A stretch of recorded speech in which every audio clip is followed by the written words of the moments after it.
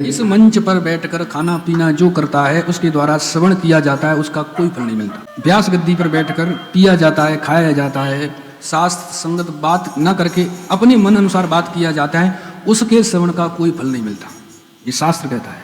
मुख्य अधिकारी वो है जिसकी करनी में और कथनी में अंतर नहीं है। फिर जिसके द्वारा सुना जाएगा वो सुनने वाले का निश्चित कल्याण करेगा। ये आपको दृढ़ करना पड़ेगा।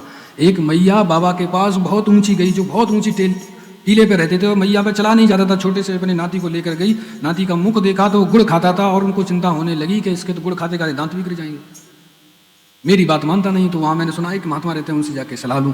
तो मैया वहाँ बाबा के पास पहुँची कि बाबा ये परेशानी, ये गुड़ बहुत खाता है। तो मैया से बाबा ने कहा ऐसा है तुम 10 दिन बाद आना।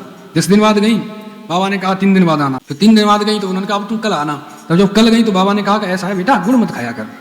तो मैया को बहुत गुस्सा आई, बड़ी बूढ़ी मैया को, बाबा तुम ये बात पहले दिन ही कह देते थे, मुझे पता है कैसे ऊपर आई हूँ। तो बाबा ने कहा मेरे पास वो कहने का अधिकार ही नहीं था, पहले मैं भी खाता था, 10 दिन में छोड़ पाया हूँ। मेरे पास जब अधिकारी नहीं है तो शासन कैसे कर लूँ तेरे पर? शासन करने का अधिकार तो हो।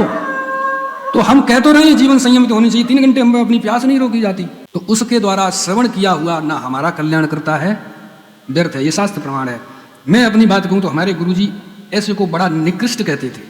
मैं आज आपको स्पष्ट कह रहा हूँ। मैंने एक बहुत बड़े वक्ता को उन्हें एक वीडियो दिखाई, मैंने देखो ऐसा चला, तभी उन्होंने पानी पी लिया। कथा कह रहे हैं और पानी पी लिया, तो उन्होंने बंद कर दिया इसको। ऐसे को देखने, मुंह देखने में ही पाप लगता है। जो राम रस पी रहा है उसको दूसरी प्यास कहां से लगी? परीक्षित को श्राप भी पानी की वजह से लगा। भागवत की कथा कर रहे हैं और पानी पी रहे हैं, बीच में मुंह ही भूल गए। जिसके मुंह में राम नाम का रस लग गया उसे प्यास नहीं लगती। तो जो मंच पर बैठकर, मैं आपको बुरी लगे या अच्छी लगे, मैं किसी का विरोध नहीं कर रहा, किंतु आपको साधना की आपका समय खराब ना हो इसलिए कह रहा हूं। जो मंच पर बैठकर खाता है, पीता है, रगड़ा भी लगाकर पता भी नहीं चलने देता, उसके सुनने से, उसके द्वारा जो कहा जा रहा है उसके सुनने से कभी कोई फायदा नहीं होगा।